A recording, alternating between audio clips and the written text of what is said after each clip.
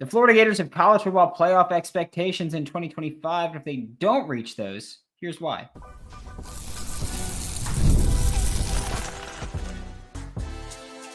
You are Locked On Gators, your daily podcast on the Florida Gators. Part of the Locked On Podcast Network, your team every day.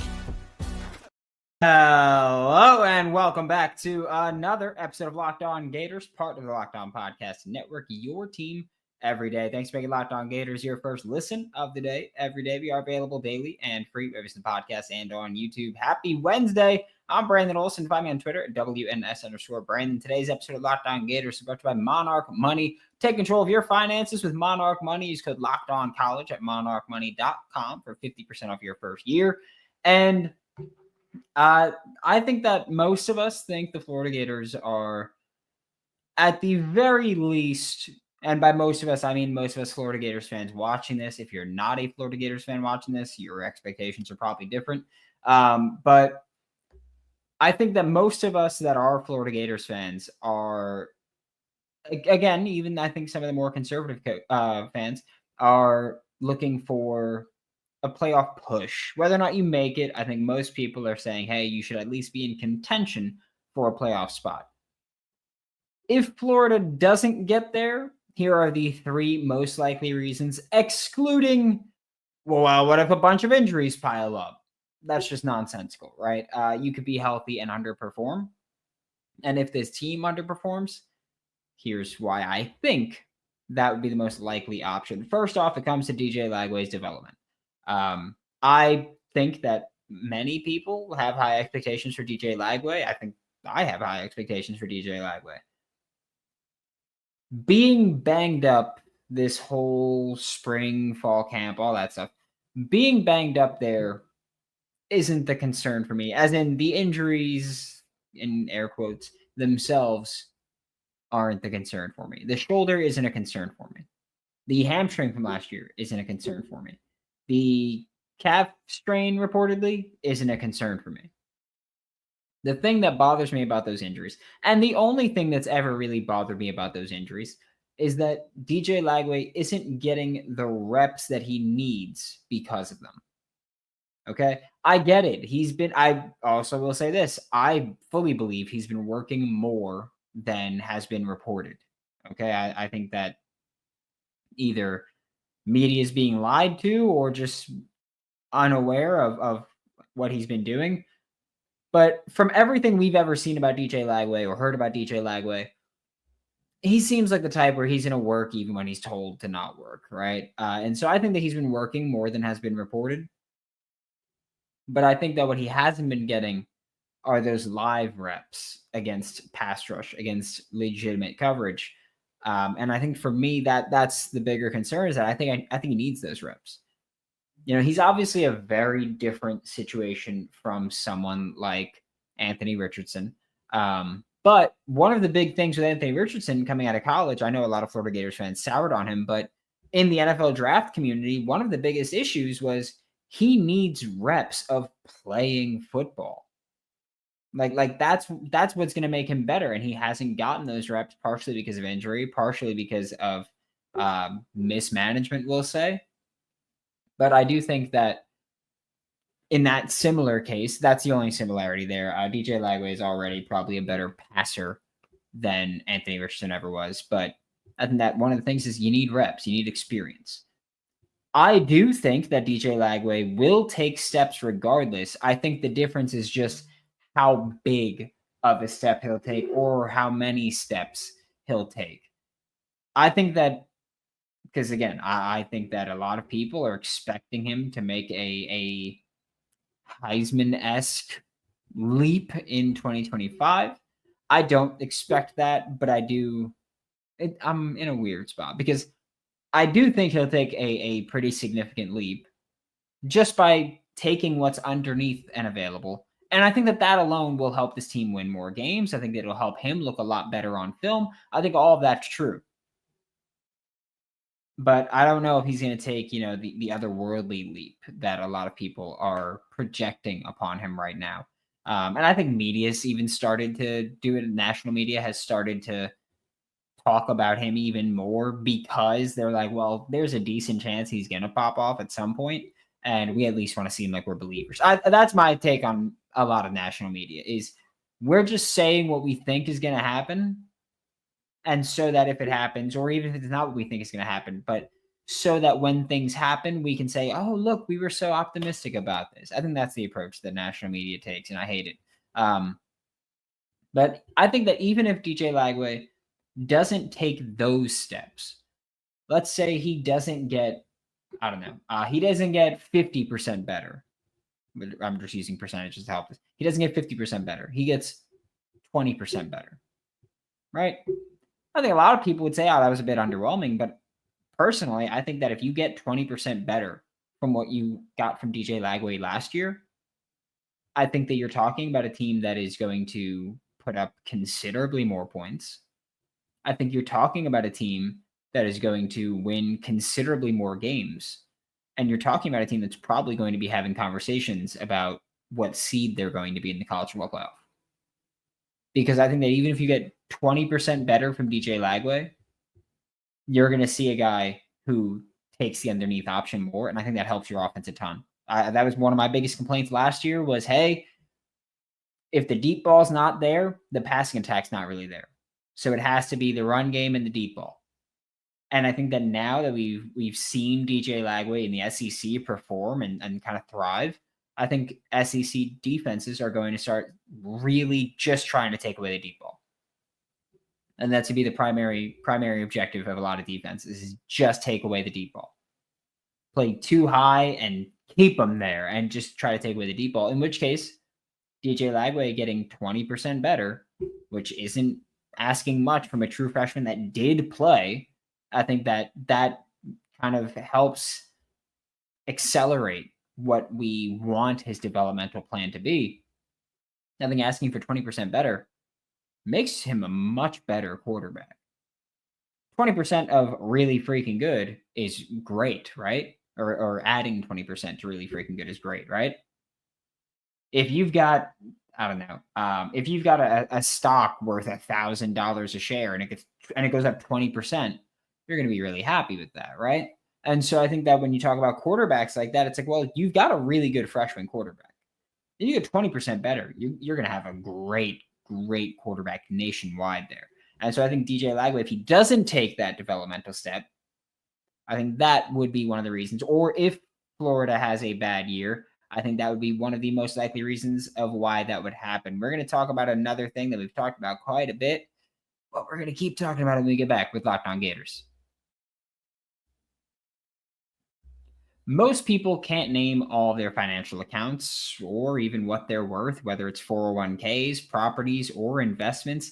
And when you don't have the full picture, you can end up leaving money on the table. That's why there's Monarch Money. It's an all-in-one personal finance tool that brings your entire financial life together in one clean, easy-to-use interface on your laptop or on your phone. Don't let financial opportunities slip through the cracks. Use code LOCKEDONCollege at monarchmoney.com in your browser for half off your first year. That's 50% off your first year at monarchmoney.com with code LOCKEDONCollege. And I don't know about you guys, but if you run a business, every missed call is money left on the table. Think about the last time you needed a service. If the first person didn't answer, did you wait? Probably not. You move on. That's why you need Open Phone, so you never miss an opportunity to connect with your customers. Open Phone is the #1 business phone system designed to streamline and scale your customer communications. You can see why over 60,000 businesses trust Open Phone. They're offering Locked On listeners 20% off your first 6 months at openphone.com/lockedoncollege. That's openphone.com/lockedoncollege. They'll even port over your existing numbers for free. Open Phone, no missed call, no missed customers. Thanks again for making Locked On Gators your first listen of the day every day. We are available daily and free reviews in the podcast and on YouTube. And the next thing that would cause the Florida Gators to not reach expectations, if they don't reach expectations, which again, my expectations are my expectations. because I expect them. So I do think that they'll reach my expectations, which is college football playoff. And if they don't reach that, these are the reasons why. And I think the second most likely one, arguably the first most likely reason, is if Billy Napier's coaching doesn't improve.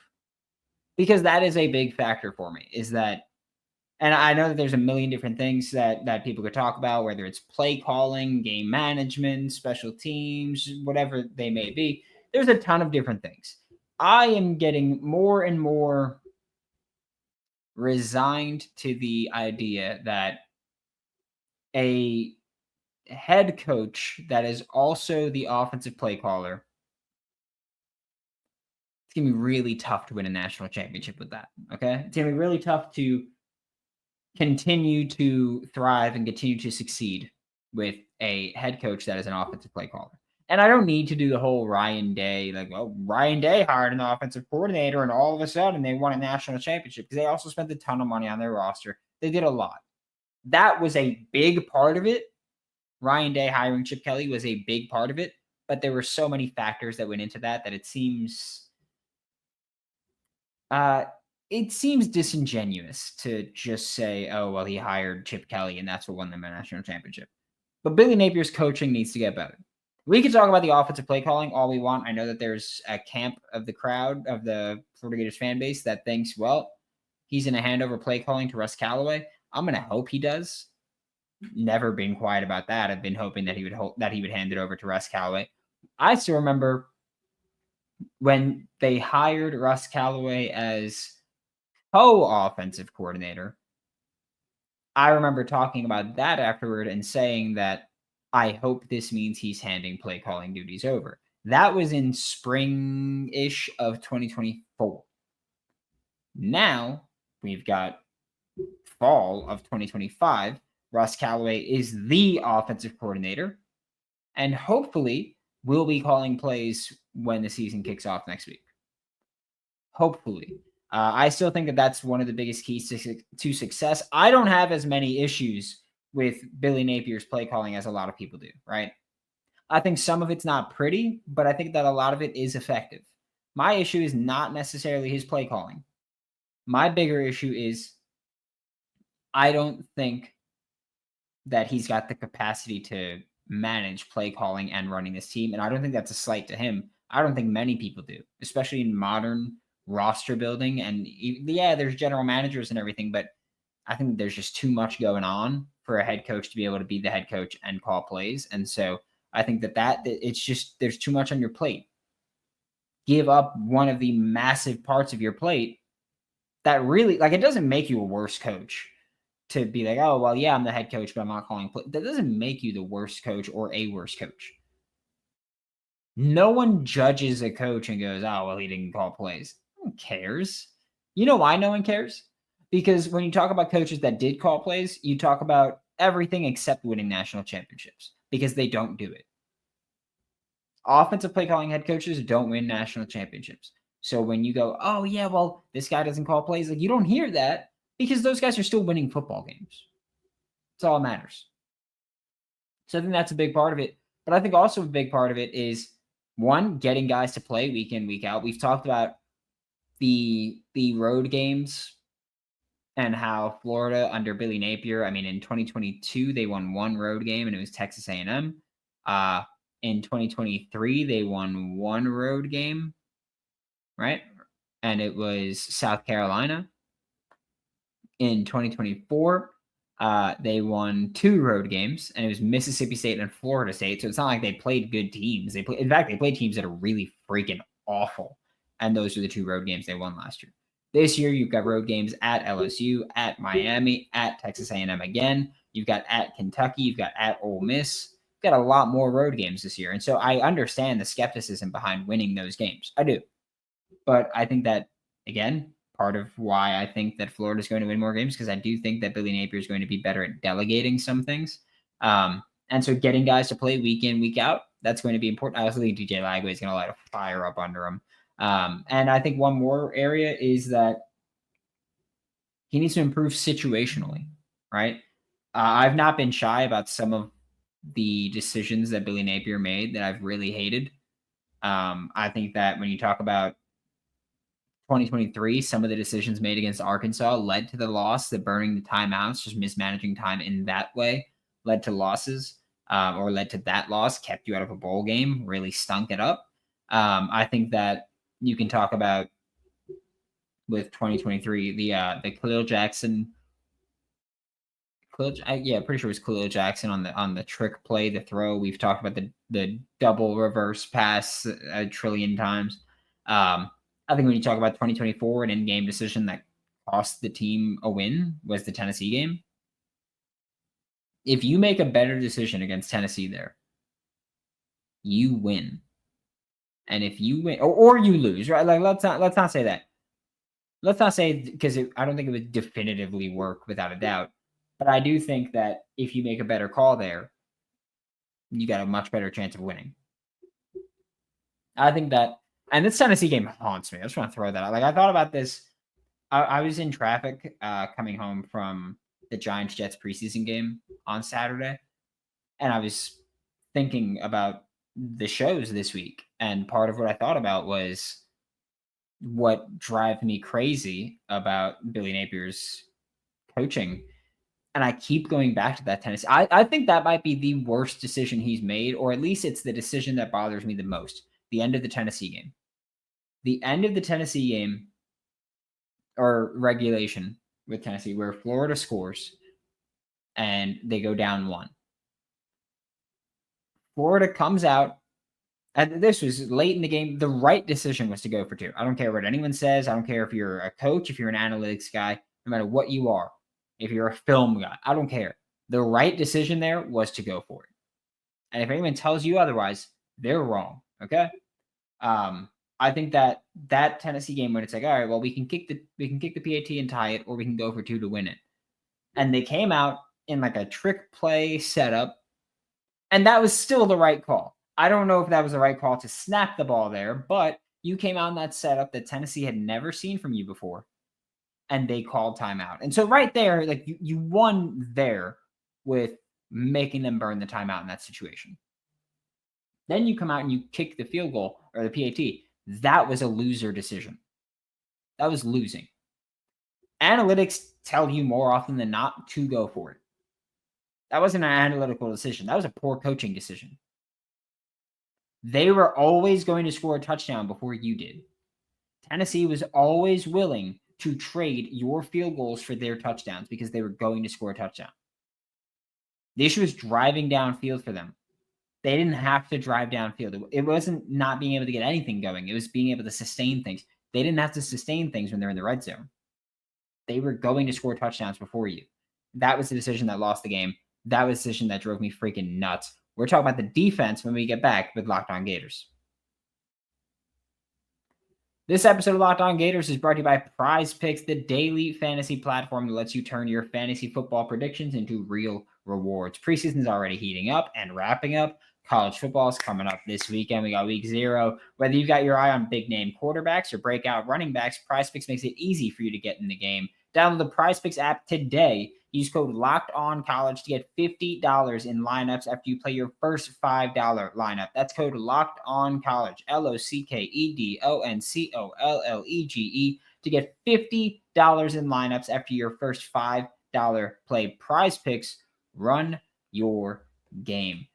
And we've also got a beauty here today, because today's episode of Locked On Gators is brought to you by FanDuel. August 26th is officially FanDuel Futures Day, a brand new holiday for football fans who live for bold predictions and preseason hunches. For just 24 hours, FanDuel is giving you deals on NFL season predictions. So whether you're calling your MVP, eyeing a long shot division winner, or ready to crown your Super Bowl champ before week 1 even kicks off, this is your moment. Visit the FanDuel app today and start placing your future bets now, because Futures Day is one day and one day only, and in 6 days, FanDuel, play your game.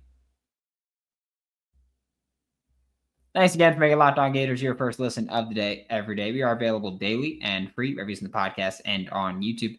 And the final thing that I think would cause Florida to not live up to expectations, which again, my expectations are my expectations because I think they're reasonable, fair, and I think it's what I can fairly expect from this team. If the pass rush doesn't live up to expectations, I think that will cause a lot of problems for this team. We've talked about the secondary and how depth-wise we don't really know what we've got there, and how the top three we have high expectations for, but behind that, I don't know what you can expect in 2025. Ben Hanks III is picking up steam as a big name the fans want to see, but do we know that he would be successful in 2025 against the SEC competition? The answer is no. Even if you are the biggest Ben Hanks III fan, you can't definitively say that he would be a great player in 2025. And if you do say that, you're just lying to yourself, or you're too stupid to be able to have a football conversation. Like that's really what we're talking about here. That's the kind of definitive statement that's just moronic. So, with the secondary being a concern, part of what I've been banking on, and part of what I think a lot of the expectations have been banking on when we talk about the defense, is this pass rush, right? We talk about this defensive line being so great. Caleb Banks finding his rhythm at the end of the year and absolutely dominating. Hell yeah, right? He was a beast to end the season. Can he do it all year, though? And look, the film looked good all year, but it looked elite to end the year. And if it doesn't look elite all year, that could cause some issues, right? And I do think that this defense, this pass rush, relies on multiple guys to get things done. And I think that that's actually a massive benefit, where obviously Caleb Banks is the big name. Tyreak Sapp is the second best player on the defense. Actually, Tyreak Sapp might be the best player overall on the defensive line, but Caleb Banks is the big pass rushing disruptor. You've got Tyreak Sapp again, maybe the best defensive lineman on the entire team. You've got George Gums, who a few years ago was a tight end at Northern Illinois, moved to the edge, could take a big step right now with what will be his second year in the SEC. Second year in the SEC, third year playing edge full time, could take a big jump. There's also the possibility that he doesn't, right? And I think that when we talk about this defensive line, you've got the benefit, I'll say, of having so many guys that can contribute as pass rushers, and so many guys that can make plays as pass rushers. And I think Caleb Banks, if he can give you that high level pass rushing that we saw from him to end the season in 2024, if he can give you that for the whole season in 2025, I think everybody else kind of falls into place, right? And you've got the benefit of, even if one of these guys doesn't live up to expectations, like Jamari Lyons is someone that I think a lot of people are expecting big plays from, but we don't know what he's going to be. Even when he was playing in 2023, he wasn't starting week in, week out with this schedule as difficult as it's going to be. And so I think that part of that is, if he doesn't live up to that, then we've got big concerns. Again, expectations are expectations because they're what we expect. They're what we project. Doesn't mean it's what we're going to get from this team, right? Like Jamari Lyons in 2023 played 198 snaps. That's the 18th most on the team. There's no indicator that that's going to be sustained success a year removed from playing football. I had no idea. Like, I think that that's a very fair case. I think that when you look at the defensive line from last year, you got Caleb Banks, Cam Jackson played a ton, Des Watson played a ton. And then you had a bunch of guys rotating in. Mekhi Boyroe, DeAndre Robinson, they all rotated in. If Jamari Lyons doesn't live up to expectations, I don't think that's the worst case. If he's the one guy that doesn't live up to expectations, I think that might actually be the best case. I think that when you talk about this defensive line and this pass rush, we're talking about, Caleb Banks dominated at the end of last year. He's going to do that all year. Tyreak Sapp had a fantastic 2024. Can he do it again? Genuine question. Like, I think he can, but can he do it again at that high level consistently? George Gums, year 3 is an edge. Year 2 with the Florida Strength and Conditioning Program. Year 2 with Florida's defensive system. Can he take that next step? Can he continue his development?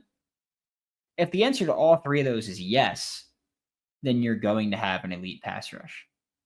If the answer to the first two is yes, then you're probably going to have, at the very worst, a very good pass rush. But if you've only got yes on one, or depending on which two of those, like if it's Tyreak, Sapp, and George Gums, then I don't know. I feel pretty bad about that. So I think that for me, if the pass rush doesn't live up to the hype, doesn't live up to the expectation, then that would be the next big concern. I'm not saying this to be the downer, right? I'm not saying that to say that I doubt them. I think that DJ Lagway will take the steps needed to lead this team on the field. I think Billy Napier will make better choices as a head coach. I think this pass rush will live up to expectations and negate any concerns we may have about the secondary. But I think it's fair to hope for the best, prepare for the worst. And so I think that those three things, any of them not happening, leads to worst case scenario. So I think that it's just important to gauge those expectations and to acknowledge what might be question marks there. Thanks for making Locked On Gators your first listen of the day every day. We are available daily and free if it's the podcast and on YouTube. We will be back tomorrow. Talk more Florida Gators football for Locked On Gators. I'm Brandon Olsen. Don't forget to follow me on Twitter at WNS_Brandon. Find all my written work with New York Giants on SI, and I'll see you all next time.